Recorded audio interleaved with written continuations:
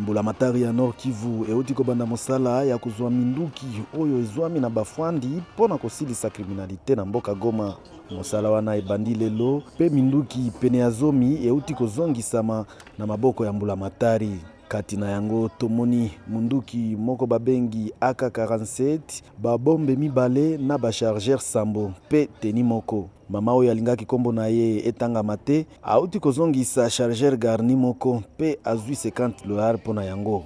Kasi mosusu abengami na kombo ya Didier Mwamba, oyo auti pe kozongisa grenade, ye pe azwi 50 $.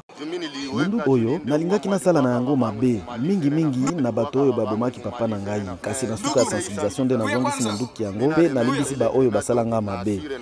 Gouverneur Caroline Nzanzu Kasivita oyo atelemelaki mosala ya kobanda campagne oyo ya kozongisa minduki pona biso bakonzi. Awa soki tozwi ata munduki moko to mibale ekosala biso esengo mingi pe ba oyo nyonso bazali na yango baela yango awa pe mutu moko te akoderanje bango te, ata soki ozalaki mosali mabe kobanga te.